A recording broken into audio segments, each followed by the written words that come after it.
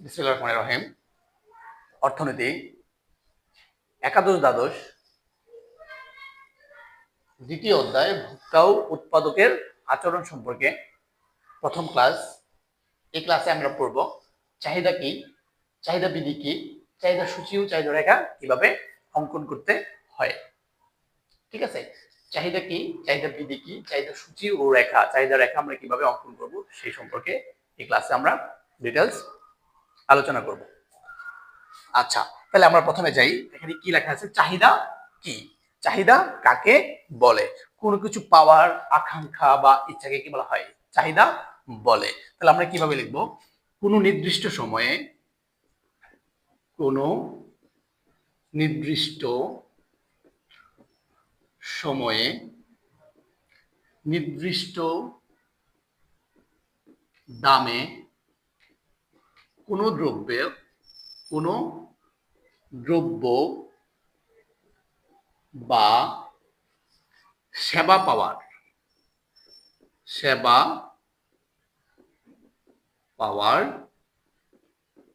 ইচ্ছা বা আকাঙ্ক্ষাকে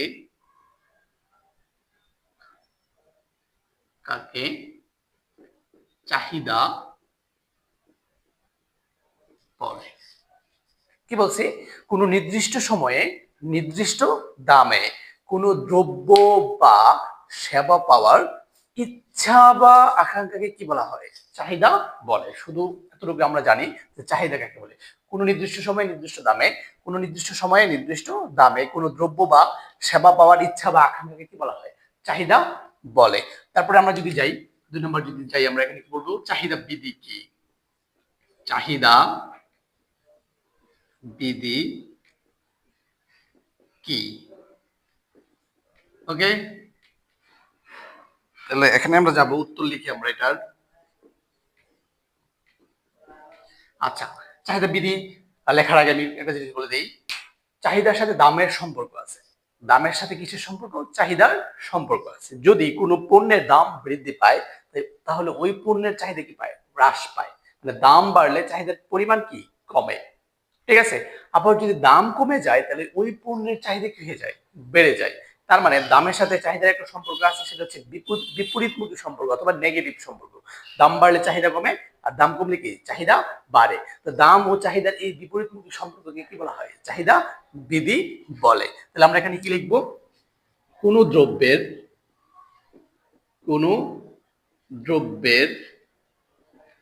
দাম বৃদ্ধি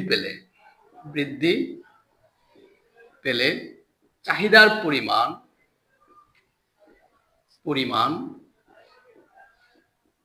হ্রাস পায় এবং দাম হ্রাস পেলে চাহিদার পরিমাণ বৃদ্ধি পায়। ঠিক আছে, কি বলছি? কোন দ্রব্যের দাম বৃদ্ধি পেলে চাহিদার পরিমাণ কি পায়? হ্রাস পায়। তার মানে দাম বাড়ছে, চাহিদার পরিমাণ কি কমছে। আবার দাম হ্রাস পেলে চাহিদার পরিমাণ কি পায়? বৃদ্ধি পায়। দাম কমে গেলে চাহিদার পরিমাণ কি হয়ে যায়? বেড়ে যায়। ঠিক আছে, অর্থাৎ দাম ও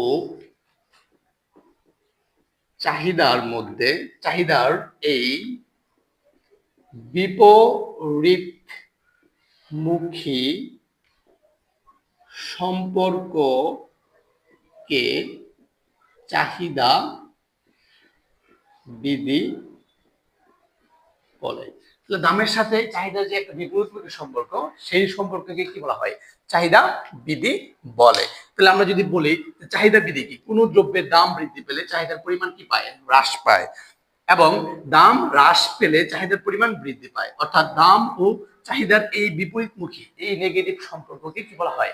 চাহিদা বিধি বলে। আশা করি বুঝতে পেরেছেন চাহিদা বিধি কি। এখন আমরা যাব চাহিদা সূচি এবং কি করবো? চাহিদা রেখা অঙ্কন করবো। আমি আবার বলে দিচ্ছি, চাহিদা কি? চাহিদা হচ্ছে কোনো নির্দিষ্ট সময়ে কোনো নির্দিষ্ট দামে। আবার বলি, চাহিদা কি? কোনো নির্দিষ্ট সময়ে নির্দিষ্ট দামে কোনো দ্রব্য বা সেবা পাওয়ার ইচ্ছা বা আকাঙ্ক্ষাকে চাহিদা বলে। আর চাহিদা বিধি হচ্ছে কোনো দ্রব্যের দাম বৃদ্ধি পেলে চাহিদার পরিমাণ হ্রাস পায় এবং দাম হ্রাস পেলে চাহিদার পরিমাণ কি পায়, বৃদ্ধি পায়। দাম ও চাহিদার এই বিপরীতমুখী সম্পর্ককে চাহিদা বিধি বলে। আশা করি বুঝতে পেরেছেন। ওকে, এখন আমরা যেটা যাবো সেটা হচ্ছে আমরা চাহিদা সূচি থেকে কি করবো, চাহিদা রেখা অঙ্কন করব। ঠিক আছে, চাহিদা সূচি থেকে চাহিদা রেখা অঙ্কন করব। আমাদের সাথে থাকেন, আশা করি। আচ্ছা, তাহলে চাহিদা সূচি ও চাহিদা রেখা অঙ্কন করবো। আমরা কিভাবে করবো? চাহিদা সূচি এবং চাহিদা রেখা অঙ্কন করতে গেলে আপনার কি লাগবে? একটা চাহিদা সমীকরণ লাগবে। আপনি সমীকরণ ছাড়া চাহিদা কি করতে পারবেন না, অঙ্কন করতে পারবেন না। ঠিক আছে, তাহলে আমি কি বলছি এখানে, চাহিদা সমীকরণ থেকে চাহিদা সূচি ও চাহিদা রেখা অঙ্কন করো বা অঙ্কন আমরা করব। যখন আমরা চাহিদা সমীকরণ সূচি এবং চাহিদা রেখা অঙ্কন করতে যাব, তখন আমাদের কি লাগবে? চাহিদা সমীকরণ লাগবে। কি লাগবে? চাহিদা সমীকরণ লাগবে। তাহলে আমি একটা মনে করি, আমি একটা চাহিদা সমীকরণ ধরে নিচ্ছি। চাহিদা সমীকরণ কিউডি সমান 10 মাইনাস 2পি। কিউডি সমান 10 মাইনাস 2পি। এখানে কিউডি দ্বারা বোঝাচ্ছে চাহিদার পরিমাণ, আর পি দ্বারা বোঝাচ্ছে কি, দাম স্তর। ঠিক আছে, আমরা একটু আগে চাহিদা বিধির মধ্যে পড়ছি যে দামের সাথে চাহিদার কি একটা সম্পর্ক আছে, যেটা হচ্ছে কি বিপরীতমুখী সম্পর্ক। দাম বাড়লে চাহিদা কমে এবং দাম কমলে চাহিদা বাড়ে। তাহলে আমরা এরকম একটা সমীকরণ নিয়েছি, যেটা হচ্ছে কিউডি সমান 10 মাইনাস 2পি।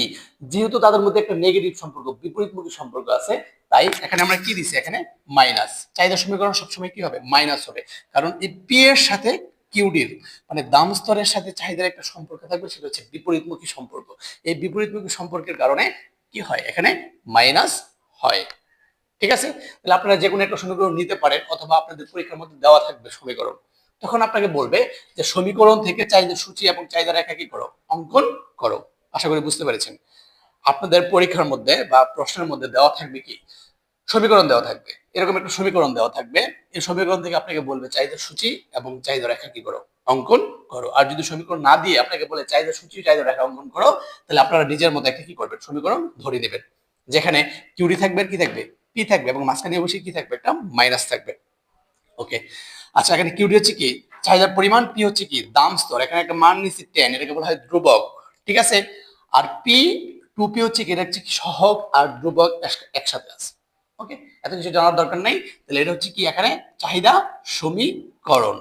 ওকে, এখন এই চাহিদা সমীকরণ থেকে আমরা কিভাবে চাহিদা সূচি এবং চাহিদা রেখা অঙ্কন করবো সেটা আমরা দেখার চেষ্টা করব। আচ্ছা, তাহলে এখানে যখন এরকম দেওয়া থাকবে, তখন আপনারা প্রশ্নের অ্যান্সার শুরু করবেন এভাবে যে দেওয়া আছে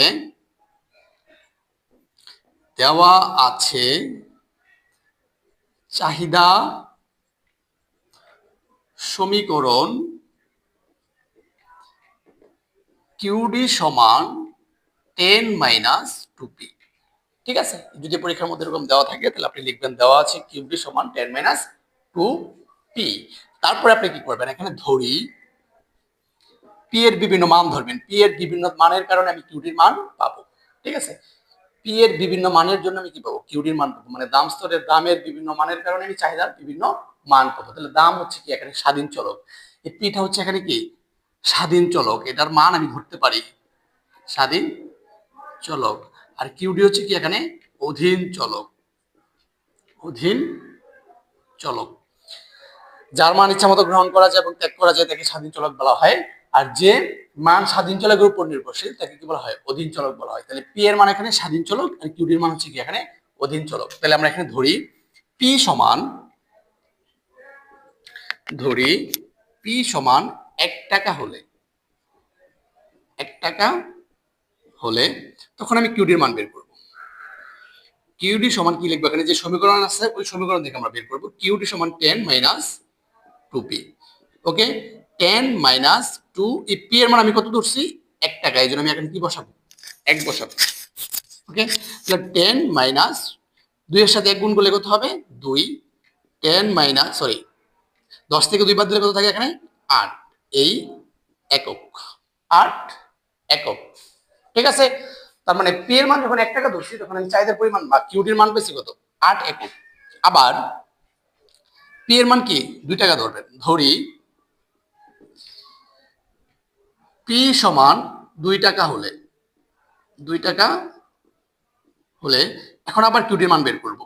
কিউডি সমান কি আগের যে সমীকরণটা ছিল ওটা লিখবো কিউডি সমান 10 minus 2p 10 minus 2 into P এর জায়গায় কত বসাবো এখন 2 বসাবো 10 মাইনাস 4 ইকুয়াল কত হবে এখানে 6 একক।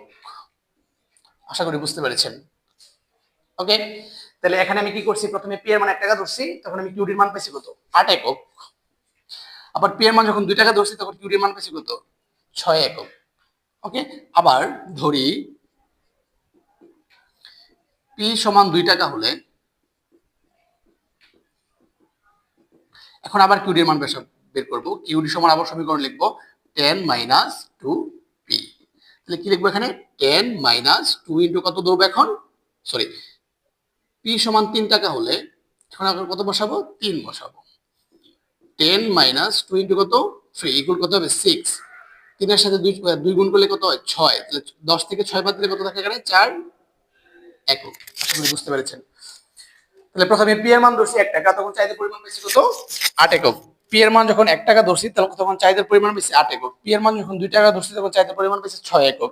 পি এর মান যখন 3 টাকা ধরছি যখন চাহিদার পরিমাণ বেশি কত 4 একক। তার মানে এখানে আমি দেখতেছি যে দাম যত বাড়তেছে চাহিদার পরিমাণ তত কি হচ্ছে কমতেছে, যেটা চাহিদা বিধি অনুসারে কি কার্যকর। দাম বাড়লে চাহিদার পরিমাণ কি হয় কমে। তাহলে দাম যখন 1 টাকা তখন চাহিদার পরিমাণ 8 একক, দাম বৃদ্ধি পেয়ে 2 টাকা হয়েছে চাহিদার পরিমাণ কত হয়েছে 6 একক হয়েছে, দাম বৃদ্ধি পেয়ে 3 টাকা হয়েছে চাহিদার পরিমাণ কি 4 একক হয়েছে। তাহলে দাম বাড়তেছে চাহিদার পরিমাণ কমতেছে। আশা করি বুঝতে পেরেছেন। এই মানগুলো আমরা পেয়ে নিয়েছি পাইছি। এখন এটা থেকে আমরা কি করব সূচি তৈরি করব। এই যে চাহিদা আছে চাহিদা সূচিটা কি করব এখান থেকে তৈরি করব। এই মান থেকে আমরা কি করব চাহিদা সূচি তৈরি করব। কিভাবে সূচি তৈরি করব এটা মুছে দিচ্ছি, চাহিদা সূচিটা আমি কিভাবে তৈরি করব দেখেন। মানগুলো বের করার পর আমার চাহিদা সূচি নির্ণয় করতে হবে। এখানে লিখবো আমরা গাণিতিক বিশ্লেষণের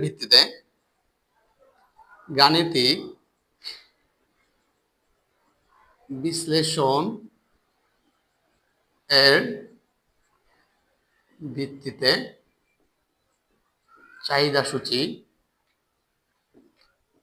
তৈরি করা হলো।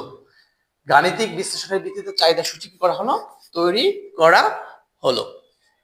ওকে, এখন চাহিদা সূচি আমরা কিভাবে তৈরি করব, আমি যে মানগুলো পাইছি এখানে একটা সূচির মাধ্যমে তৈরি করব লিখবো। ওকে, প্রথমে এখানে কি লিখবো আমি দাম লিখবো। দাম হচ্ছে কত, দামকে কি দ্বারা প্রকাশ করে পি দ্বারা। আর এখানে কি লিখবো চাহিদার পরিমাণ কিউডি।